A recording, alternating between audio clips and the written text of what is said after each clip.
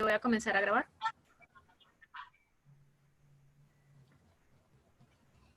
Ok, ya todo listo, vamos a comenzar. Bueno, bienvenidos a todos los participantes, a todos quienes nos acompañan hoy en este seminario web sobre el trabajo marítimo internacional en tiempos del virus. Esta iniciativa complementa el ciclo de videoconferencias que se están organizando en conjunto entre la Facultad de Derecho de la Universidad Católica Andrés Bello y la Asociación Venezolana de Derecho Marítimo. El día de hoy nos acompaña el doctor Wanadi Molina. Él es abogado egresado de la Universidad Católica Andrés Bello con estudios de maestría en Derecho Marítimo en Tulane. Es egresado también del Instituto de Estudios Judiciales de la Universidad de Lyon.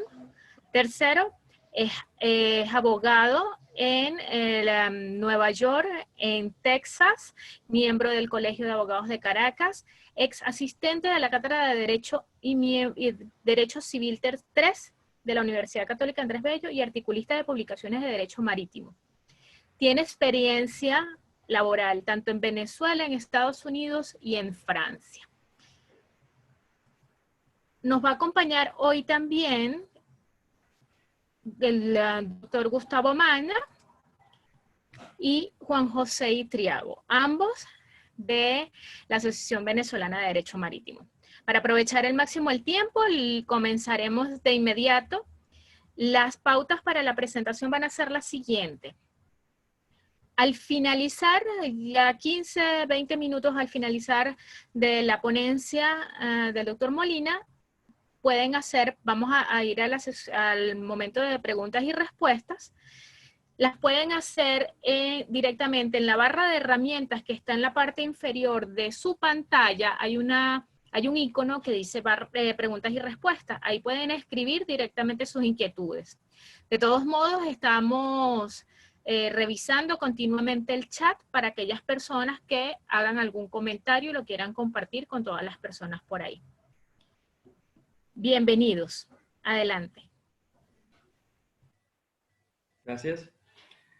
Es un placer estar aquí en este evento. Ha sido muy interesante escuchar las ponencias anteriormente y además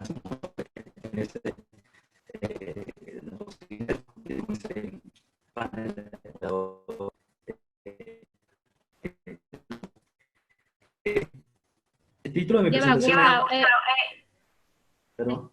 Creo que alguno de ustedes tiene algún equipo abierto que está haciendo algún eco. No es mi caso. Ya lo quité, era yo. Ok. Ok. Entonces, Wanadi, porfa, empieza de nuevo que no se entendió la primera parte. Ok, bueno, es un gusto estar aquí con ustedes y con esta panel moderador de lujo.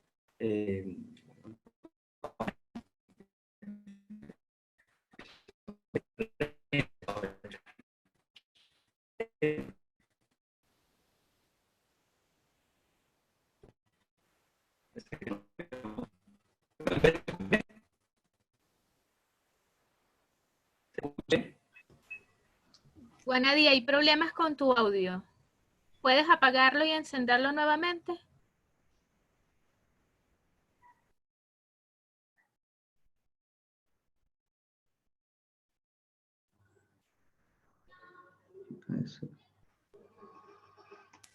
¿Me escuchan mejor? ¿Se escucha? ¿Se escucha? Sí, sí. Todos Escucha. los demás apaguemos entonces el micrófono. Ok. ¿Y me pueden observar también? También, Sí, sí, lo vemos bien. Perfecto. Disculpen el contratiempo. El trabajo marítimo internacional en tiempos del virus y en tiempos del COVID-19. Muchas gracias por esta invitación. Ahí, espero que no haya demasiado ruido ahí. Cada día a las 8 de la noche en Francia se hace una ronda de aplausos por el personal médico que está luchando contra el coronavirus. Así que hay un poco de ruido de todo el mundo en toda Francia en este momento. ¿Cuál ha sido el tratamiento del coronavirus y el efecto que ha tenido el COVID-19 en el trabajo marítimo.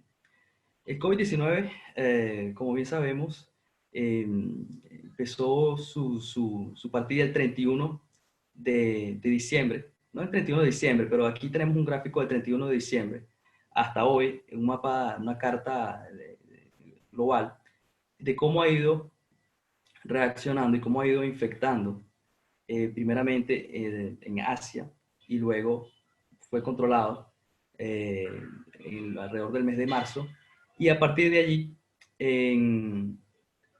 pasó al epicentro, a Europa, lo vemos aquí en amarillo, y también a América, impulsado sobre todo por Estados Unidos, y en menor grado en otros lugares. Ha sido el trato normativo que se ha dado ante el virus y las implicaciones que tiene para el comercio internacional, ha ido de forma paulatina en función del conocimiento que se ha tenido sobre el virus y su comportamiento. En ese sentido, voy a abordar el tema en tres partes diferentes. En primer lugar, la característica internacional del negocio marítimo y por qué es lo que tiene de particular, sobre todo en la aplicación de normas internacionales y de regulaciones y circulares internacionales. Y en segundo lugar, cómo se ha ido precisamente dictando toda esa normativa y por qué es importante. Y para último, pero en tercer lugar, abordar el tema de cómo ha ido afectando, cómo se afecta el COVID-19 al trabajo marítimo desde el punto de vista del Estado rector del puerto, desde el punto de vista del armador y desde el punto de vista del trabajador, propiamente dicho. ¿Por qué es tan internacional? ¿Qué tiene de particular el trabajo marítimo? Bueno, actualmente alrededor del 90% del comercio mundial se transporta a través del transporte marítimo internacional. En la derecha vemos la distribución por región de la propiedad de la carga de buque. Y en más del 50% la propiedad de la carga corresponde, la capacidad de carga corresponde a Asia, seguida por Europa. En tercer lugar, Norteamérica, incluyendo Canadá y Estados Unidos.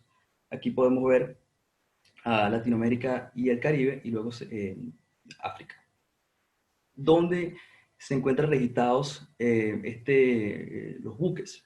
En este caso, en el comercio internacional, no necesariamente en el lugar el lugar de domicilio del propietario. Más del 50% del tonelaje bruto mundial está registrado en Panamá, seguido luego de Liberia, las Islas Marshall, Hong Kong y Singapur. Entonces vimos una primera aproximación donde la propiedad no necesariamente, el registro del buque no necesariamente guarda relación con el domicilio del propietario. Hay otros elementos que nos llevan a observar que es una industria como es particularmente internacional. El 90% de la construcción naval se desarrolla en buques chinos, coreanos o japoneses. El 92% del desguace ocurre en Bangladesh, India o Pakistán. Hay en el mundo alrededor de 1.647.500 trabajadores operando en distintos buques de comercio internacional. El top 5 de países que producen mayor gente de mar, oficiales y no oficiales, son de nacionalidad filipina, india, china, rusa y ucraniana. Actualmente hay un déficit de personal titulado, estimado en 16.500 y hay un exceso o surplus de personal no titulado estimado en 119.000 según la Cámara Naviera Internacional. Cada mes se producen 100.000 cambios de tripulación según la Cámara Marítima Internacional. Entonces, aquí vemos cómo es efectivamente particular. En la derecha podemos ver un mapa de las diferentes líneas de transporte de comercio internacional, en rojo por las que tiene mayor densidad. Entonces, aquí podemos observar precisamente la particularidad de cómo es, en especial internacional, este negocio, donde podemos tener, por ejemplo, un propietario griego que ordena la construcción de un buque en Japón, y luego el buque va a ser registrado en las Islas Marshall para operar en la línea entre Asia y Europa con una tripulación de la India. Y esa es una característica del trabajo marítimo internacional que no necesariamente es que contrasta con la concepción tradicional de la relación de trabajo, donde el patrono y el trabajador tienen el mismo domicilio, son regulados por las mismas leyes y son sometidos a la misma jurisdicción. ¿Cómo entonces regulares y hacer unos estándares mínimos sobre la seguridad y las condiciones de trabajo? A través de convenciones, a través de regulaciones internacionales, donde en caso de trabajo marítimo, fundamentalmente se encuentra en la Convención de Trabajo Marítimo. La Convención de Trabajo Marítimo fue ratificada ha sido ratificada por 96 países, que representa más del 91% de la flota mercante mundial, según la Organización Internacional del Trabajo. Venezuela no es un estado parte. El trabajo marítimo está contenido en el ordenamiento jurídico laboral, en la Ley Orgánica del Trabajo, un capítulo especial sobre trabajo marítimo, y en otras leyes de naturaleza marítima y convenciones internacionales como la Convención de Titulación de la Gente de Mar. A pesar de que Venezuela no haya ratificado la Convención de Trabajo Marítimo, el respeto a los derechos y las obligaciones contenidos en esa convención pudiera ser exigible por la autoridad portuaria de un estado parte de la convención, según el principio de trato no más favorable. ¿En qué consiste el principio de trato no más favorable? Consiste se puede observar a través de un ejemplo. Un buque de bandera venezolana que es controlado en Panamá. Panamá es un estado parte de la Convención de Trabajo Marítimo. La autoridad marítima panameña le puede solicitar, por ejemplo, contrato escrito o una certificación de la certificación de convención laboral. La respuesta del capitán pudiera ser: Venezuela no es un estado parte, Venezuela no ha ratificado la Convención de Trabajo Marítimo. No, porque precisamente la Convención de Trabajo Marítimo garantiza una uniformidad, garantiza una aplicación igual de exigente para los países que no han ratificado el tratado. Es decir, debe haber un cumplimiento materialmente equivalente y si no, de no hacerlo, pudiera haber incluso riesgos de detención.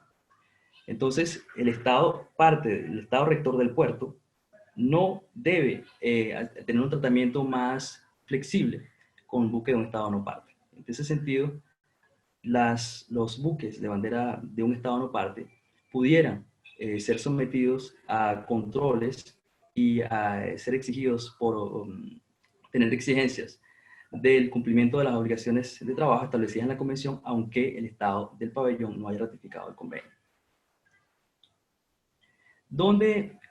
¿Cómo hemos llegado al día de hoy en términos de qué ha pasado desde enero hasta hoy y por qué es importante en términos de la normativa que se ha dado en las diferentes organizaciones internacionales?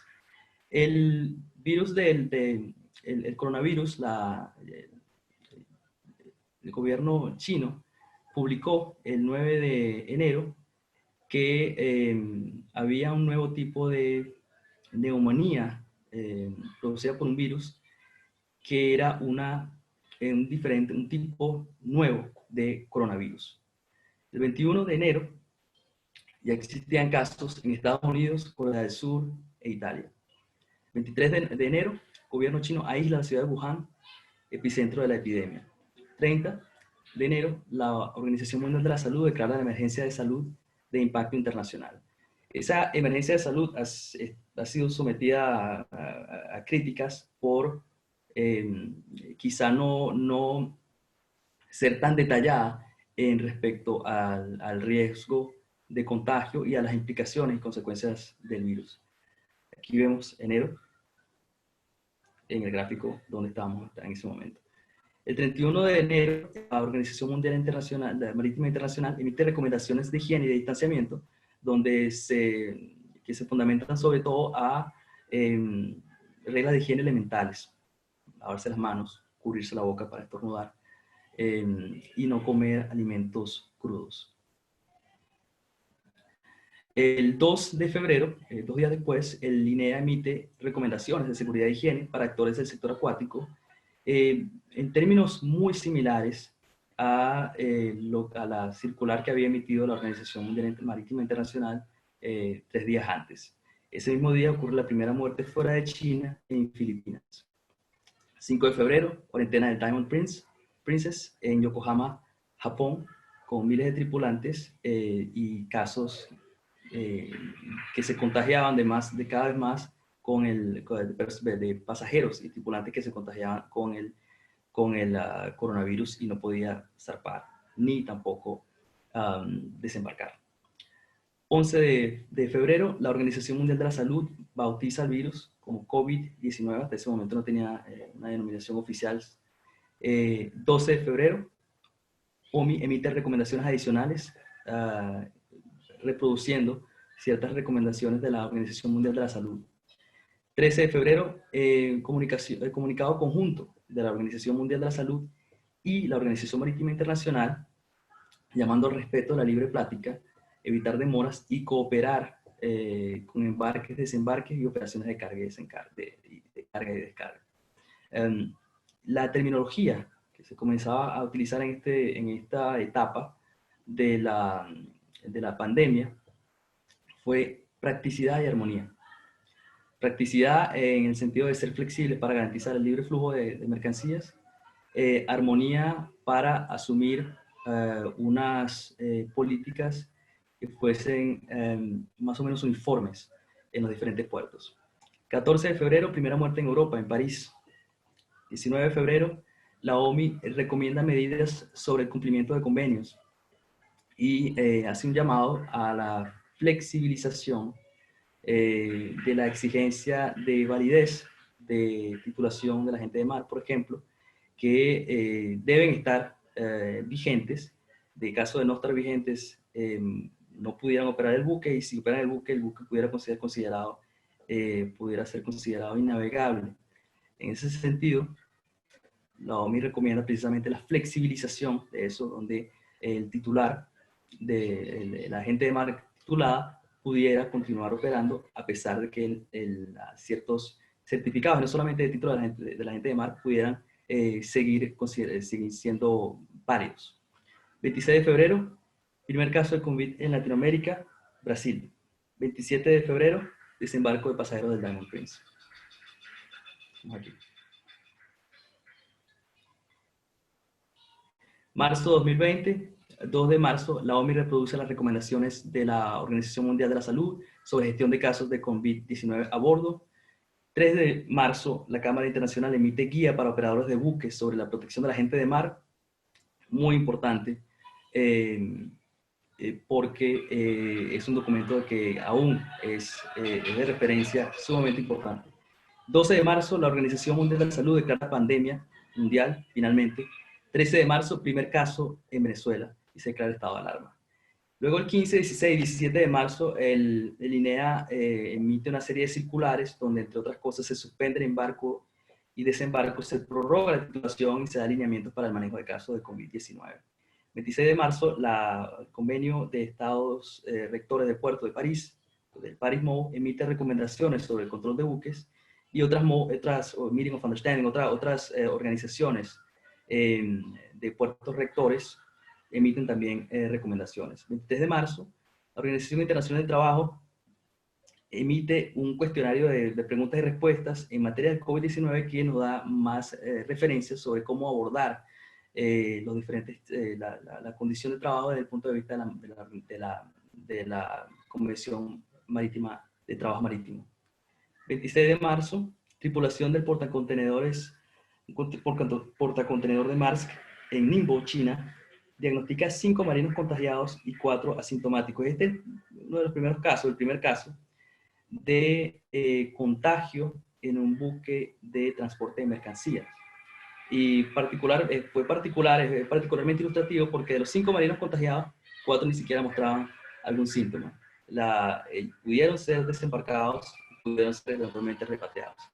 27 de marzo, la OMI recomienda la facilitación del comercio marítimo durante la pandemia a través de una circular y el Comité Tripartito de la Convención Marítima Internacional, que es compuesto por una parte por representantes del armador, representantes de la gente de mar, representantes de los estados, emiten una serie de recomendaciones.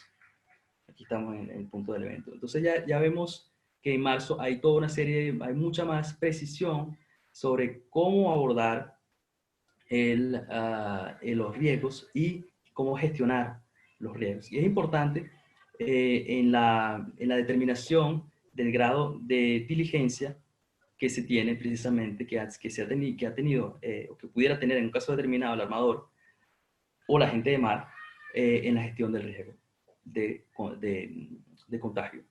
3 de marzo de...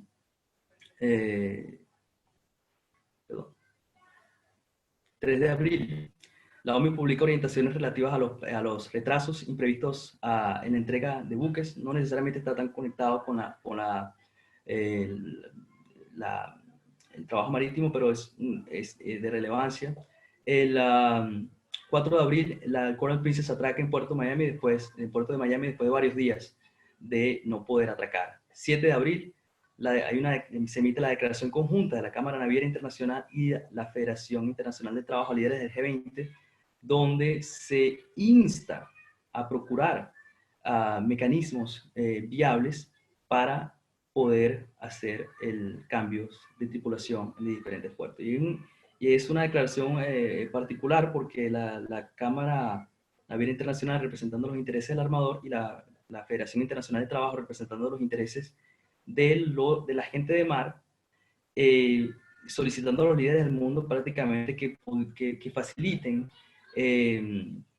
las vías para que puedan ejercer su trabajo. Ese mismo día, la Organización Internacional emite una nota informativa sobre cuestiones relativas al trabajo marítimo y el coronavirus, que de nuevo pasa a ser puntos de referencia sobre la interpretación de la Convención Marítima, de la Convención de Trabajo Marítimo. 8 de abril, Comisión de la Unión Europea dicta guías sobre la protección de la salud y repatriación de personas a bordo de buques, precisamente al día siguiente, dando instrucciones sobre precisamente facilitando la posibilidad para hacer un cambio de tripulación. 10 de abril, la Convención de Tokio, en referencia a las diferentes,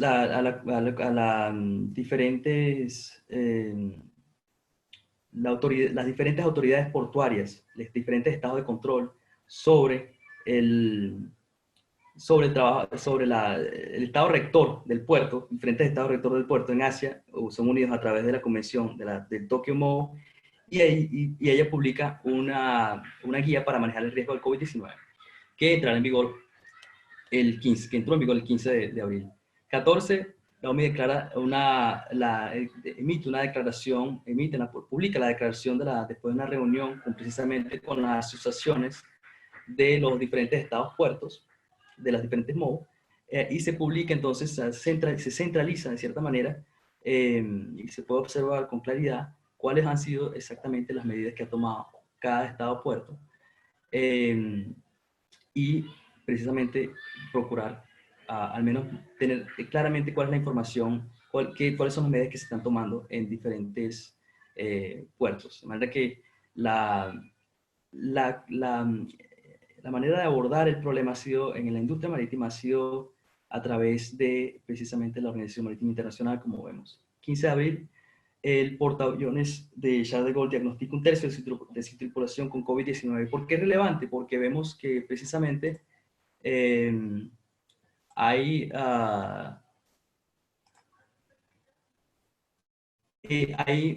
mayor riesgo de contagio, ha habido precisamente en riesgo de contagio y contagios en buques cruceros y en los otros casos fuera de la marina mercante, fuera del transporte de mercancías o de personas, en portaaviones donde precisamente hay importante hacinamiento. ¿Cuántos casos de los alrededor de 90.000 buques que transportan mercancías en el mundo? 1. Y en ese sentido, esta crisis ha sido pandemia, ha sido muy diferente de otras pandemias que ha sufrido la humanidad, donde el virus se transporta por vía marítima, pero no en este caso. Ahora, ¿por qué es relevante? ¿Por qué es relevante ¿por qué es relevante la discusión de las medidas que se han tomado hasta ahora? Precisamente por el grado de diligencia que pudiera asumir el armador en el tratamiento de la prevención y la gestión del riesgo en función de la información que manejaba en el momento en que ocurrió ese riesgo. ¿Cuáles han sido la actitud, digamos, las medidas que ha tomado el Estado Rector de Puerto ante el COVID-19? Precisamente, pragmatismo y armonía ha sido lo fundamental, lo que se ha procurado para abordar el riesgo y pues, fundamentalmente podemos nombrar 5. En primer lugar, validar los contratos de enrolamiento por encima del límite de 11 meses previsto en la Convención Marítima, Convención de Trabajo Marítimo. En segundo lugar, restringir el contacto en la interfase buque-puerto, flexibilizar la validez de títulos y certificaciones, prevenir y gestionar el riesgo y controlar el cambio de tripulación. Ahora, en ese punto en particular, en el control del cambio de tripulación, no ha habido uniformidad. El 66%, estas fueron cifras de la VINCO del 15 de abril. 66% de los puertos no acepta cambio de tripulación. 24% depende del historial de navegación, depende de cuál es el origen del buque. Y 10% restringe en función de la nacionalidad. Entonces, esto limita y en muchos casos imposibilita el retorno, la rotación de la tripulación y con el consecuente riesgo de fatiga y falta de concentración, estrés. Y actualmente ese es probablemente el problema fundamental, el problema número 1 en el trabajo marítimo internacional, la imposibilidad de precisamente poder hacer los cambios de tripulación.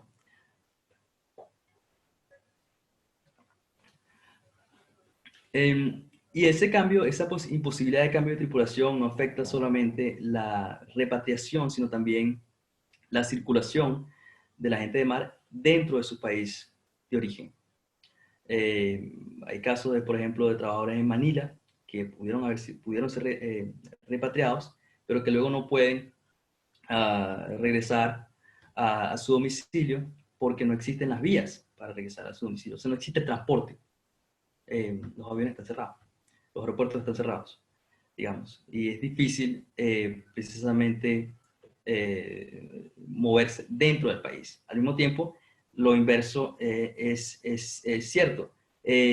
Personas que están en diferentes partes de India, de Filipinas, es difícil llegar a Manila para poder luego tomar el avión para hacer el cambio de tripulación. Entonces el problema es más amplio que simplemente hacer el cambio de tripulación en el puerto o flexibilizar el desembarco, sino que es precisamente garantizar que en toda la cadena haya la posibilidad de hacer el cambio efectivamente y no solamente un asunto de repatriación.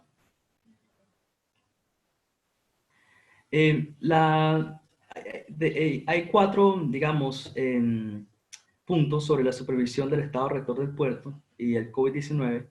Y el primero es que Venezuela es parte del Acuerdo Latinoamericano sobre el control de buques por el Estado Rector del Puerto de marzo 2000, de Viña del Mar, Moho, y en marzo de 2020 emitió precisamente una serie de recomendaciones, la Secretaría, donde recomienda limitar las inspecciones a bordo, salvo casos de riesgo según la base de datos del acuerdo. Recomienda la admisión de la prórroga de validez de reconocimientos y auditorías de certificados y la admisión de extensión del periodo de trabajo a bordo.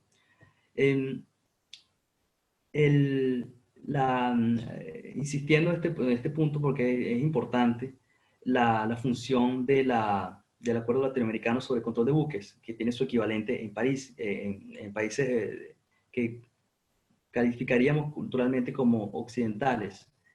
Los países asiáticos a través de la Tokio, cada uno procura un criterio más o menos unificado sobre la manera de realizar las inspecciones y procura sobre todo compartir la información sobre las inspecciones que se realizan sobre el buque. Si bien las normas sobre, que están contenidas en diferentes convenciones de seguridad marítima o de protección del medio ambiente o del trabajo, dan la potestad y el deber del Estado de puerto de controlar los buques, no necesariamente quiere decir que la práctica se realice de la misma manera. Y en ese sentido, precisamente este tipo de asociaciones, de acuerdos, procuran garantizar una armonización sobre la manera de realizar las inspecciones y compartir la información de los buques, del riesgo del incumplimiento que pudiera tener un buque y del nivel de riesgo que exista, el nivel de peligrosidad o de incumplimiento de determinados tipos de trabajo, de determinado incumplimiento sobre el cual recae un buque determinado. Hay una ausencia de uniformidad, como vimos, respecto a los cambios de tripulación. Hay un llamado fuerte para facilitar precisamente, para garantizar un régimen excepcional, siquiera, si bien la industria no necesariamente está empujando que se eliminen las políticas de confinamiento, de cuarentena sociales, sino que lo que busca es de que haya al menos una excepción para estos trabajadores para que puedan circular. Y en ese sentido, las recomendaciones han venido de la Organización Marítima Internacional, la Cámara Naviera Internacional, la Federación Internacional de Trabajadores del Transporte, la Organización Internacional de Transporte Aéreo, y hasta ahora no ha habido una medida efectiva para garantizar eso, pero probablemente va a ocurrir, tiene que ocurrir, porque por las razones que vimos anteriormente, de la importancia clave de que exista el tráfico, la navegación y el transporte de mercancías. Hay otro punto importante, y es el control previo a la inspección y la libre plática. La libre plática es la autorización de un Estado parte del Estado de puerto para permitir el atraque del buque para iniciar operaciones de carga y descarga en función de la ausencia de ese buque de peligros de enfermedades, de contagio o de infecciones. Y de acuerdo al artículo 28 del Reglamento Sanitario Internacional, la libre plática está definida en el Reglamento Sanitario Internacional. Los Estados partes pueden supeditar el otorgamiento de la libre plática o infección si se descubre a bordo una fuente de infección o contaminación a la aplicación de medidas de descontaminación, desinfección, derratización o de otras medidas necesarias. Es decir, el Estado del puerto sí tiene la potestad de negar la entrada de un buque precisamente porque hay un riesgo de contagio. Y eso está ocurriendo. Y precisamente en ese sentido, el Instituto Nacional de Espacios Acuáticos ha dictado una serie de circulares donde acepta la revisión de vigencia y la validez de documentación vía electrónica, dicta medidas de cuarentena en caso de que la tripulación del buque tenga síntomas de COVID-19 y en ese caso, si existe un riesgo, miembros de la tripulación que tengan síntomas de COVID-19, se puede acordar una inspección médica especializada hay, según las circulares precisamente en cada puerto, médicos especializados, formados, digamos, para mitigar o responder al riesgo de contagio, y exige que también la tripulación debe usar máscaras y protección y tomar, digamos, las medidas de protección e higiene. Y la INEA prohíbe también el cambio de tripulación. Entonces Venezuela es uno de esos casos donde la tripulación está a bordo y no puede salir, y con todas las implicaciones que eso implica para su salud y para su estrés psicológico. El armador, ¿cuáles son cómo se presenta el COVID-19 entre el armador y la gente? Yo creo que para fines simplemente metodológicos lo podemos ver desde cuatro funciones, y una es equipar, segundo es capacitar, tercero es implementar medidas de protección, seguridad y higiene, y luego dejar constancia de eso. Ha habido muchos jefes de Estado que han hecho una especie de símil entre la lucha contra el COVID-19 y una guerra, como si el COVID fuera un enemigo a vencer, un enemigo invisible, y entonces estamos en una especie de guerra, y en efecto estamos en cuarentena, que es una medida típica que se toma en esos casos. Y en ese sentido, si asumiendo el símil de guerra, los médicos, pero no solamente los médicos, sino también la gente de mar, son los soldados y están en primera línea, porque son los que garantizan precisamente que haya alimentos, que haya medicinas, que se pueda precisamente, que no haya una crisis de escasez global, y son además la única manera de evitarlo, que puedan continuar prestando servicio. En ese sentido, no otorgar el entrenamiento adecuado o no dar el equipamiento adecuado a esa gente de mar, a esos soldados, sería como enviar un soldado a la guerra sin fusil. Y cuando a un soldado se le entrega un fusil, no solamente es pertinente entregarle el fusil, sino que ese fusil está troquelado y se da constancia, se certifica a quién se le entregó ese fusil, y se certifica además que la persona está entrenada para manejar ese fusil. Ahora, y cómo utilizarlo y cómo evitar, cómo actuar en caso de un conflicto armado. Ahora, en este caso, los soldados, esta gente de mar, debe estar equipado con medicamentos, con las herramientas para precisamente evitar el contagio. Debe estar capacitados para saber qué hacer en caso de que exista intercambio, interfase con el personal del puerto, y debe implementar esas medidas de seguridad y higiene. Pero es importante no solamente eso, sino también dejar constancia. Una de la dificultad o de las implicaciones de la imposibilidad de hacer el cambio de tripulación es precisamente qué pasa si el contrato de enrolamiento se venció. ¿Hasta cuándo se puede ser prorrogado? ¿Por cuánto tiempo se va a prorrogar? Es que hay una suspensión de relación de trabajo. Ese tipo de preguntas son esenciales y dependen de cada caso concreto. La determinación y la determinación del derecho aplicable, la causa del contrato, etcétera, es esencial para saber cómo manejarlo en cada caso concreto.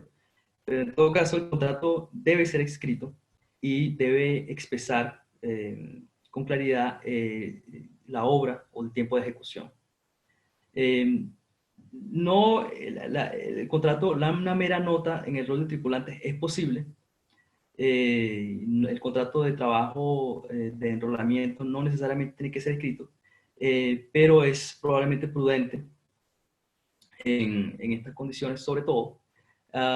Y es un punto interesante a discutir si existe la posibilidad de la suspensión de relación de trabajo, en vista de que si el buque no puede prestar servicios por una causa extraña no imputable y el trabajador tampoco, y una causa tampoco imputable al trabajador. En ese caso, pudiera haber una suspensión del salario si el buque está a bordo y no puede trabajar, precisamente porque no hay, puede haber una suspensión de la relación de trabajo cuando el trabajador sigue a bordo.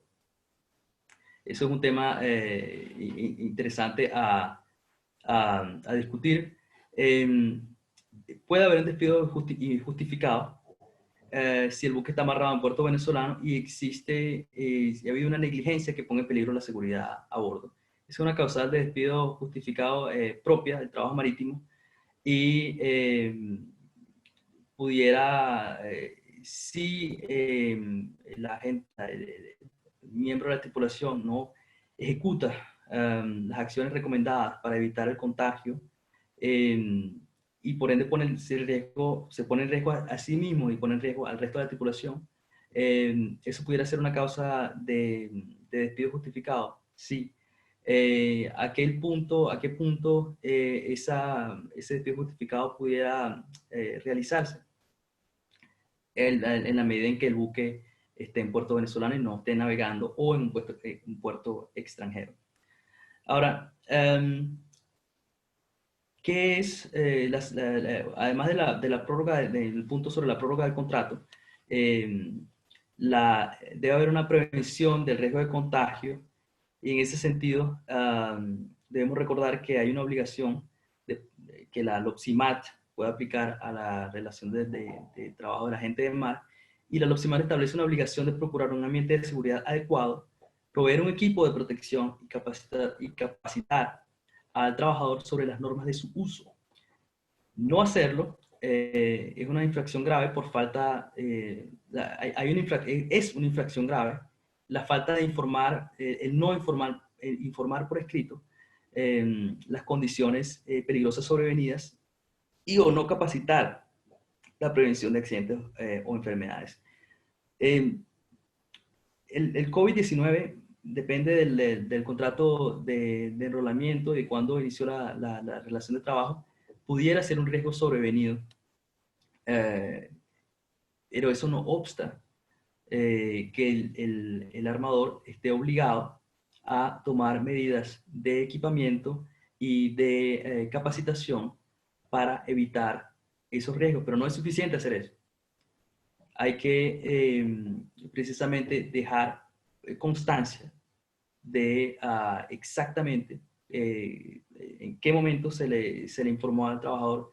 El trabajador, si está de acuerdo, de hecho, para continuar prestando servicio, es una pregunta que pudiera ser importante, sobre todo para la prórroga del contrato, no necesariamente para la prevención de riesgo.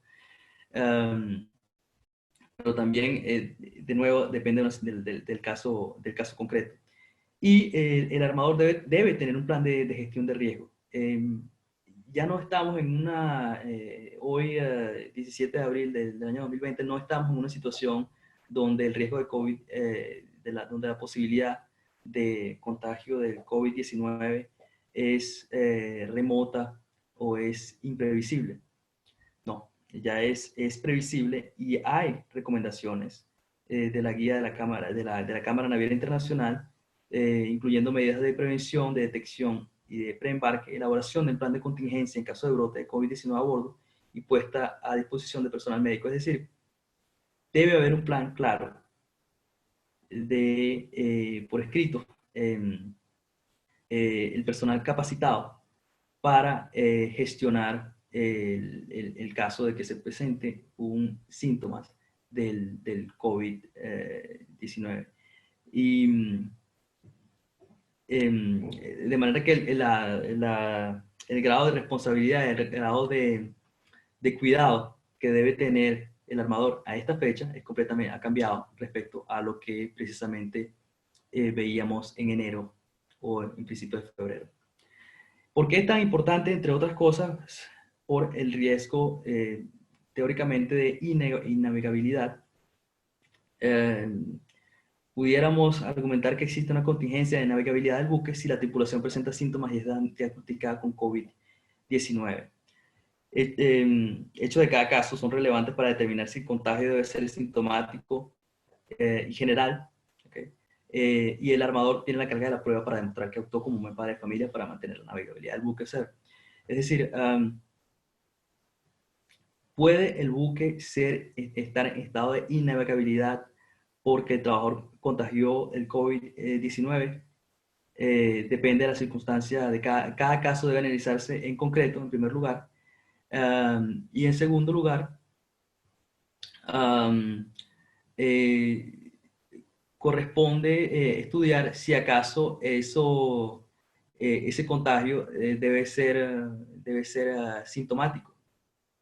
Porque si el contagio no es sintomático, no necesariamente afecta las operaciones de navegación y la capacidad de la tripulación de ejecutar sus servicios, pero sí hay que considerar que el buque como tal puede estar contaminado.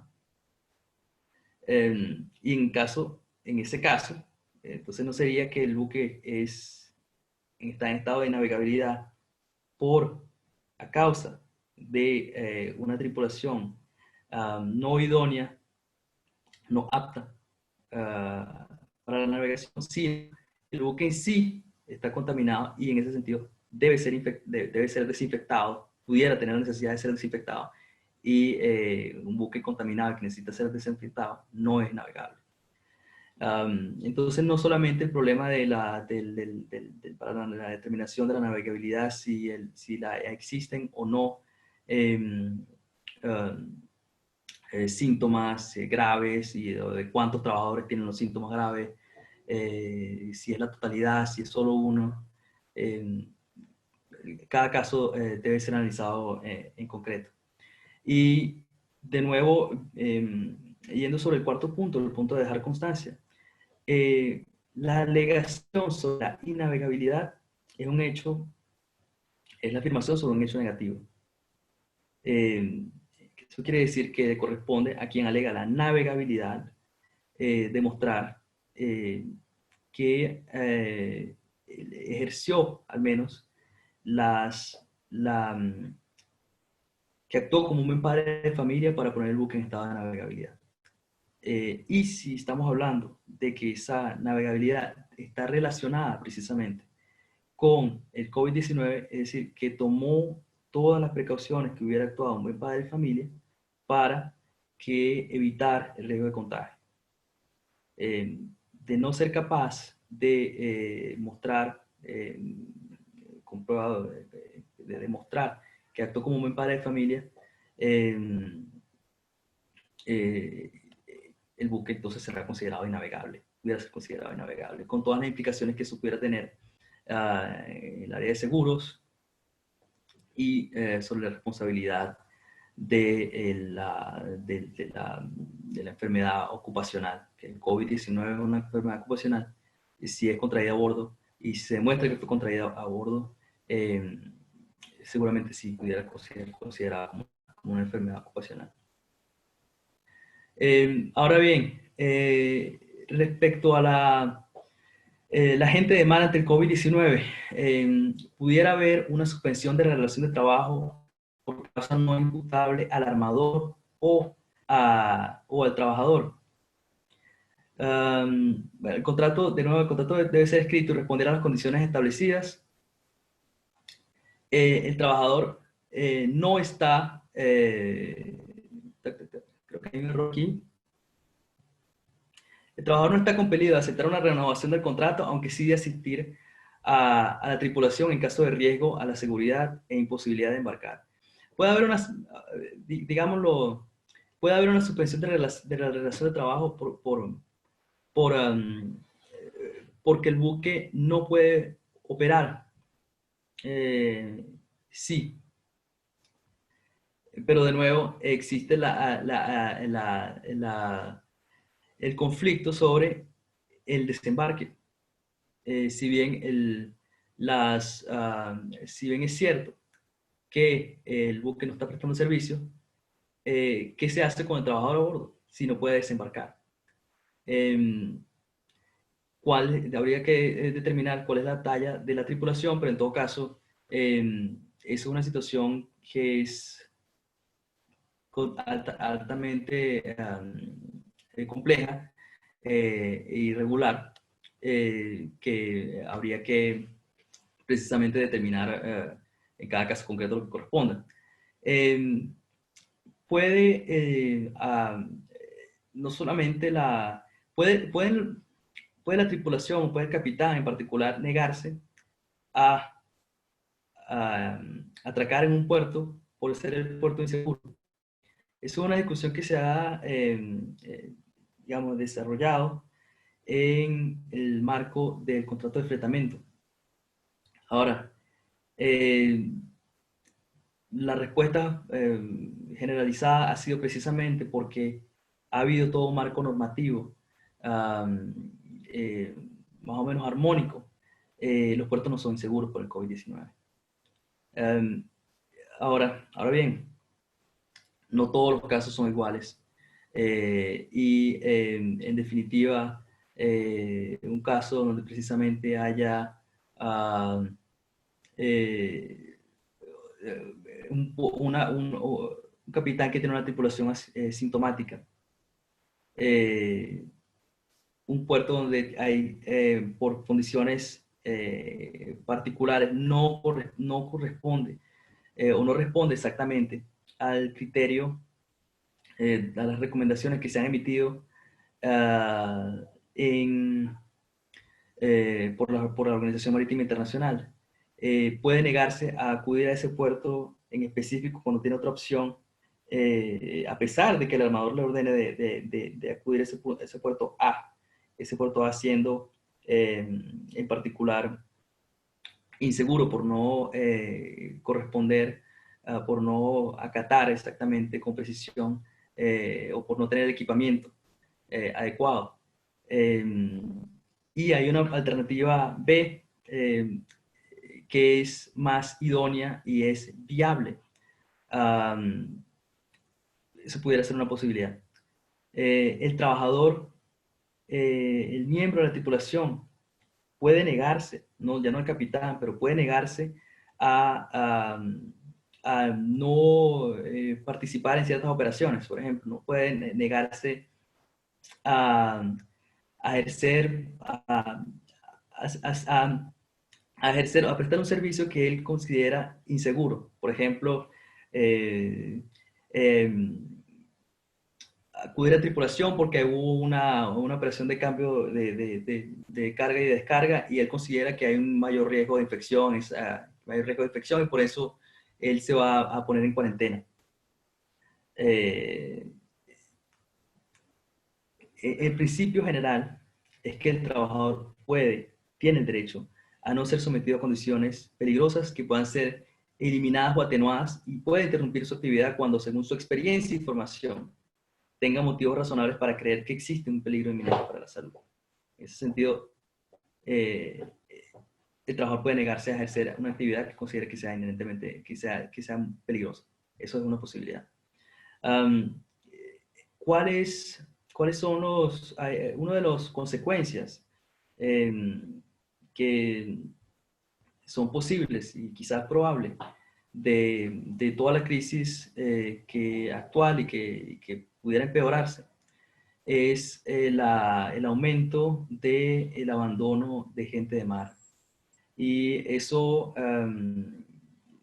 sucedió en el caso en el año 2008 sobre todo, y en el año 2009 un pico en el abandono por el derivado de la disminución derivado de la crisis del año 2008, de la crisis financiera. ¿Cuál es la protección de la gente de mar en esos casos?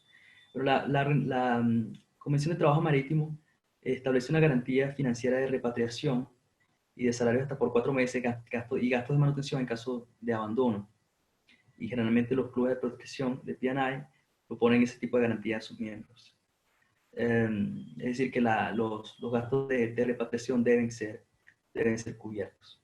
Y los miembros de la tripulación deben estar al tanto de cuál es el club que protege a ese buque determinado. El trabajador también tiene un privilegio marítimo sobre el buque. Los salarios y demás créditos de los trabajadores a causa de la relación de trabajo gozan de privilegios sobre el buque. Ese es el artículo 248 de la LOT.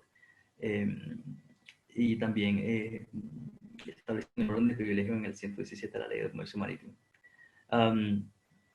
Y asimismo hay un crédito, un privilegio marítimo de hipoteca hay establecido en la Convención de la Convención relativa a los privilegios e hipoteca marítima. Ok, esta es una visión entonces global del panorama actual del trabajo marítimo internacional, donde se hace necesario ver la naturaleza internacional precisamente para entender y para abordar en armonía con en armonía con lo que promueve la Organización Marítima Internacional y recomiendan los diferentes organismos de representación del sector marítimo, trabajadores, armadores, seguros, etc. Vimos cómo eso es fundamental precisamente, es fundamental entender o considerar, no entender, pero considerar al menos la evolución desde el punto de vista normativo para determinar exactamente cuál era el grado de cuidado que se tenía que tener en un punto en específico. Y luego es importante observar que se deben tomarle medidas como el mejor padre de familia y dejar constancia de ello. El rol de los profesionales de la medicina es esencial en el ejercicio de ese deber de cuidado. Voy a abrir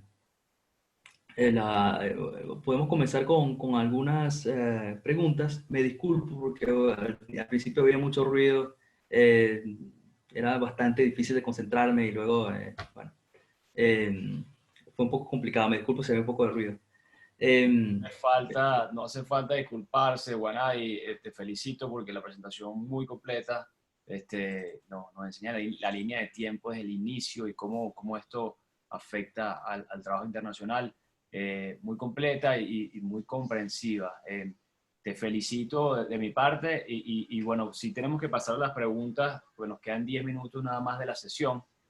Por ahora tenemos 2 preguntas, al resto de los participantes los invitamos a hacer preguntas por la sección de Q y A al fondo de sus pantallas abajo. La primera pregunta la hace Iñaki, que nos está acompañando por primera vez el día de hoy en estos seminarios y le damos la bienvenida. Recordamos, por cierto, aprovecho el tiempo para recordar que ahorita a las 4 tenemos otra sesión bastante interesante. Iñaki pregunta, ¿qué pasa si un buque de comercio, estando en aguas internacionales, el capitán descubre que tiene infectados de COVID-19? ¿Qué debería hacer en ese caso? Bueno, si existen síntomas del COVID-19, una de los negativo de eso es que no sabemos nunca, no sabemos cuándo exactamente tenemos un caso y cuándo no. Lo que sabemos es que existen síntomas. Si existen síntomas de COVID-19, lo principal que debe hacer es comunicarse con el puerto de arribo, con el puerto de destino, para precisamente notificarlo y ponerlos al aviso en caso de que pudiese haber necesidad de asistencia médica inmediata. En segundo lugar, aislar a esa miembro de la tripulación y a notificar, bueno, la protección del buque.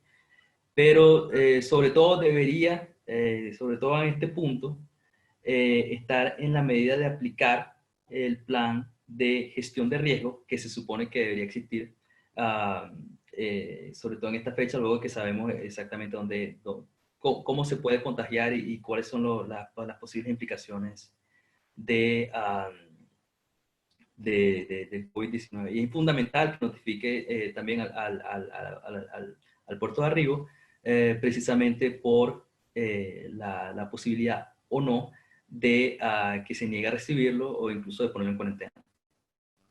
Ok, excelente.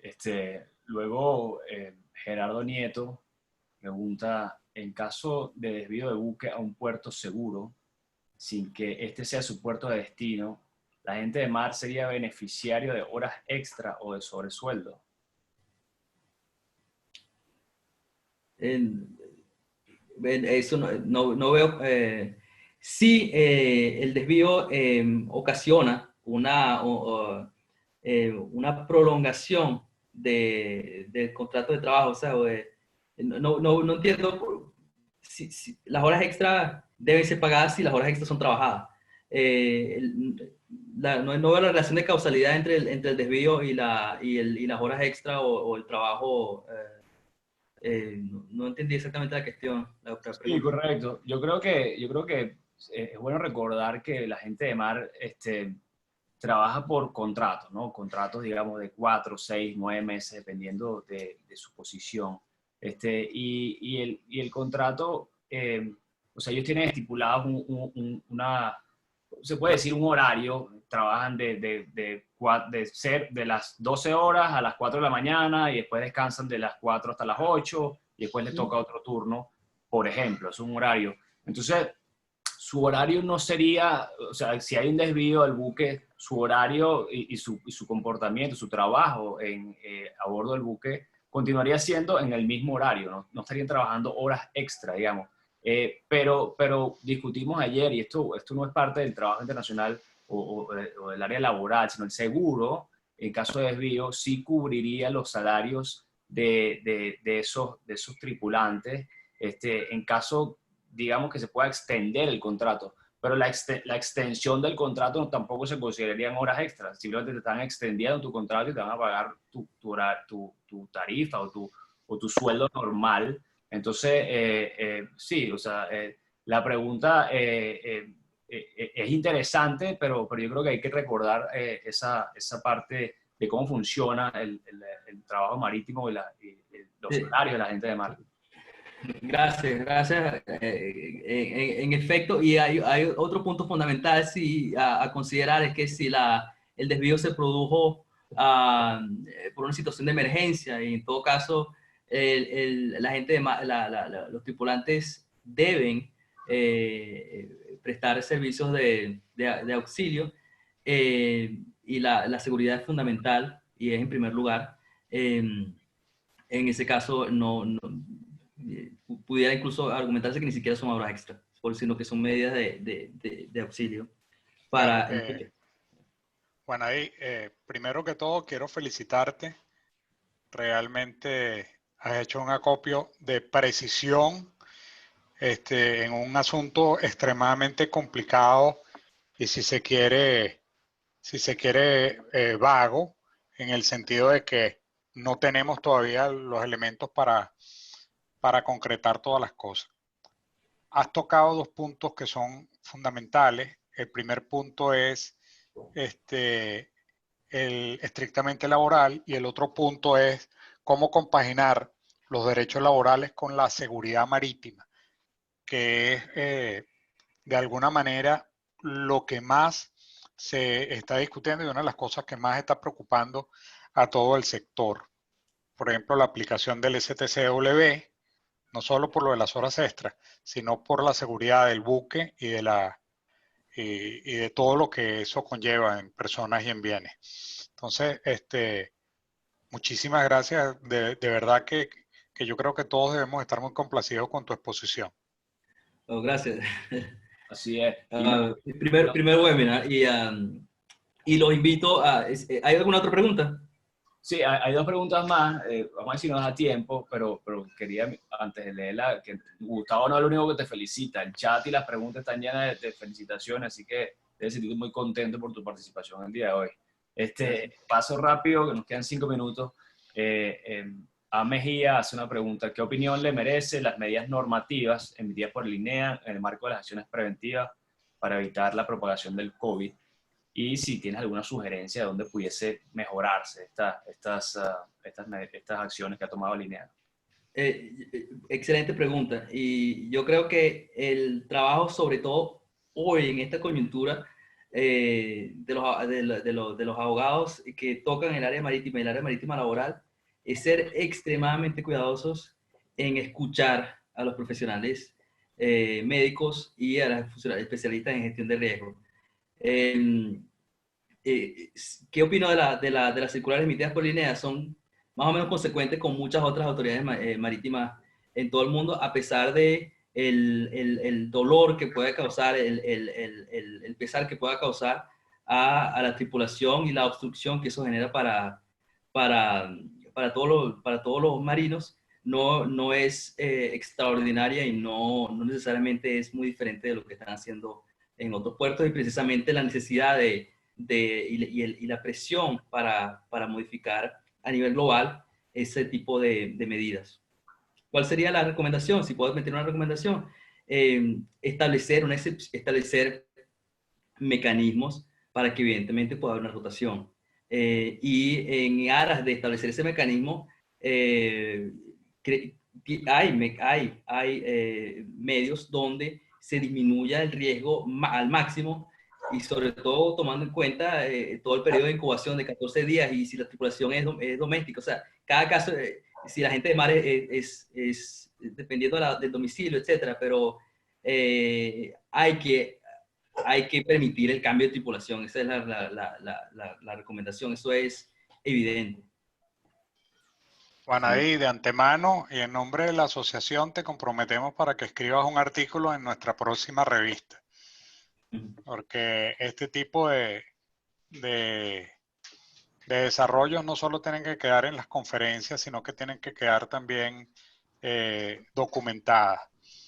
Quiero aprovechar, porque veo que estamos ya al final de esto, para invitar al conservatorio que en materia de seguros marítimos vamos a tener el próximo 5 de mayo, ya le dejaremos llegar a todos la información, con la participación de ilustres juristas de Argentina, de Uruguay, de España, de Brasil y de Inglaterra y de Venezuela.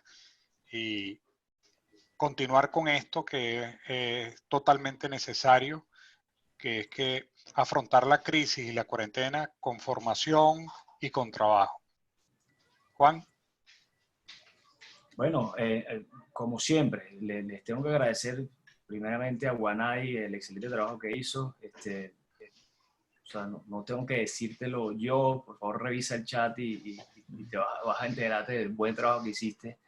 Uno siempre se siente, como lo dije ayer, eso es raro. Tú estás hablando, viéndote a ti mismo y de verdad hay 70 y pico de personas nada más por Zoom viéndote, entonces puede ser incómodo, pero lo hiciste muy bien y te lo agradecemos de la asociación. Secundo lo que dice Gustavo con el artículo. De hecho, te fregaste porque te va a fastidiar hasta que no lo entregues para la revista. Y por último, sí, invitarlos, además del evento que vamos a tener el 5 de mayo, recuerden que tenemos una horita dentro de una hora, dentro de menos de una hora, bastante claro. Interesante. Entonces nos vemos ahorita en menos de una hora por allá. Y bueno, muchísimas gracias por supuesto a la profesora Argelia y a la gente del CELUCAP de nuevo por esta maravillosa plataforma que nos están brindando. Gracias de nuevo por la invitación, fue un placer. Y si tienen alguna pregunta posteriormente, pueden contactarme por vía LinkedIn o pueden dejar un mensaje, si esto va a ser publicado en YouTube. Además, no olviden probablemente suscribirse al canal de la asociación. Yo estoy suscrito precisamente porque eso me permite estar informado de todas las publicaciones y todos los proyectos interesantes que se desarrollan como este. Sí, bueno, para finalizar, incluso quedaron aquí algunos comentarios y algunas preguntas. No sé si tienes un minuto por lo menos para cerrar estas dos y no dejarlas en el aire. ¿Te parece? Y con eso ya cerramos. Asumo el riesgo. Ramón Silvera. La pandemia del coronavirus sería considerada como una excepción para no cumplir el contrato de trabajo, por suspensión de la relación de trabajo y si las compañías aseguradoras deberían responder ante ese incumplimiento. Creo que es más un comentario. Okay. Y Fran Peroso, no somos familia, pero ¿cuál es la posición de la Armada y guardacosta con las inspecciones y abordajes a las embarcaciones pesqueras, con las recomendaciones hechas por la OMI y el INEA? ¿Conoces de la cooperación entre el INEA Armada en este sentido? No. Disculpa, Guanabí, déjame que Peroso, ¿cómo estás? El problema es que Guanabí está en Francia ahorita, está un poco lejos de lo que es todo día a día del INEA y el guardacosta. Y entonces sería ponerlo en un brete de tener que dar una respuesta ambigua. Eso, bueno, tendremos que averiguarlo por otros canales. Y ahora sí continúa con la otra pregunta, Guanabí. No, la otra pregunta no, era un comentario, era sobre la pandemia. El hecho de que exista toda indemnización se realiza porque hay en función de un daño. O sea, el hecho en abstracto de que haya una causa extraña no imputable o una pandemia da origen de pleno derecho a una indemnización. ¿De qué naturaleza? Debe haber un daño específico o debe haber la imposibilidad de realizar un determinado contrato, y entonces en función de la limitación que impuso esa causa extraña no imputable, entonces a partir de allí pudiera haber una indemnización. En materia de trabajo, los trabajadores están cubiertos por el seguro generalmente de protección e indemnidad, y sí hay una cobertura en materia de enfermedad ocupacional y los gastos médicos, etc. Cada gente de mar debe estar informada exactamente cuál es el club de protección y tiene la libertad de comunicarse con ellos incluso. Bueno, ahora sí, entonces ya estamos terminando. Vamos a cerrar. Los esperamos incluso dentro de 45 minutos. En el chat les acabo de poner la dirección para que se conecten en un rato con nuestra próxima presentación.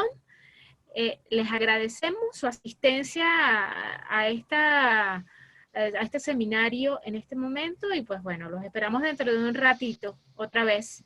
Muchísimas Saludos, gracias. Chao. En nombre de la Facultad de Derecho, muchísimas gracias. Gracias.